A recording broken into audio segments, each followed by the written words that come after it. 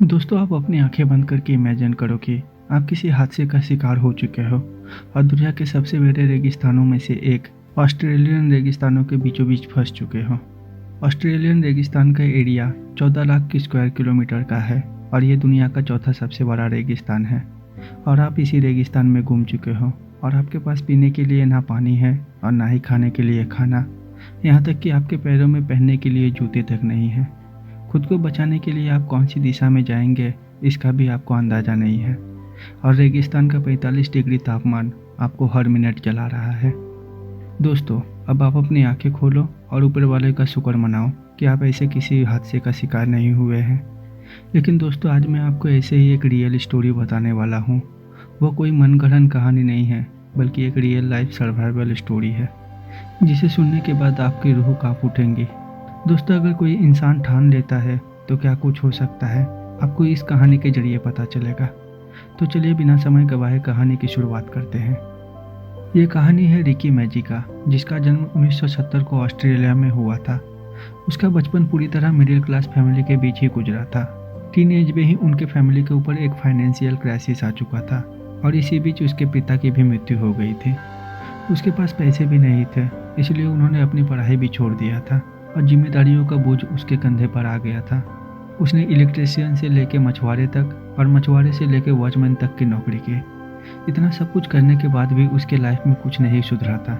2006 में जब वो 35 साल के थे, तब उन्हें वेस्टर्न ऑस्ट्रेलिया के एक पार्ट से सरकारी नौकरी के लिए ऑफर लेटर मिला।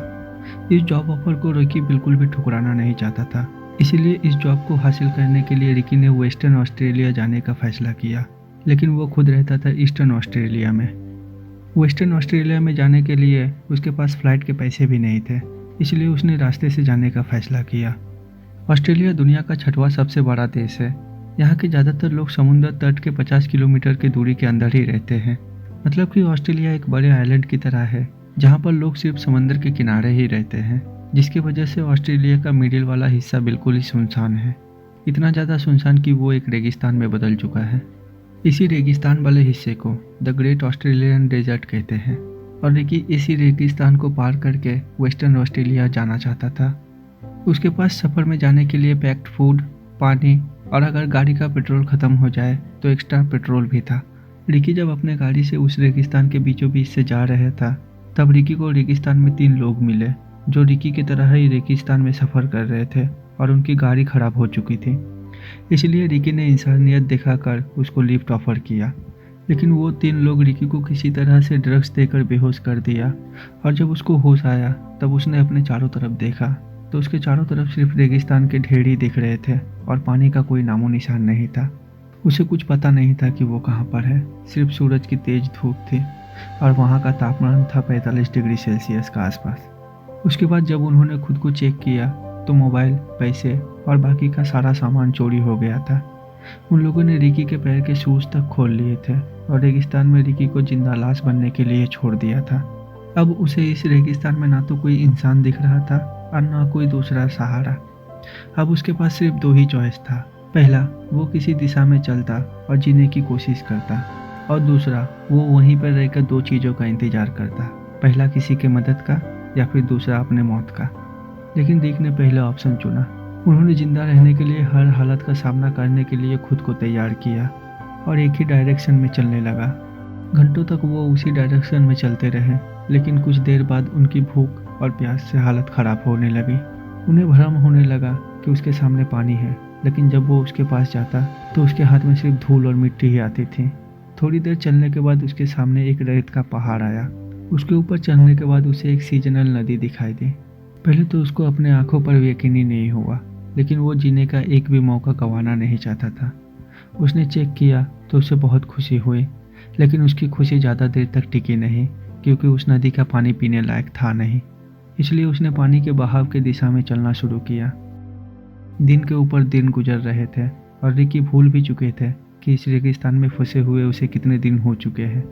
दोस्तों, उस रेगिस्तान में रहने का मतलब है कि जिंदगी जीते हुए मौत के साथ सफ़र करना, क्योंकि दिन में रेगिस्तान का तापमान 35 डिग्री सेल्सियस के ऊपर चला जाता है और वही तापमान रात को 10 डिग्री सेल्सियस तक नीचे चला आता है।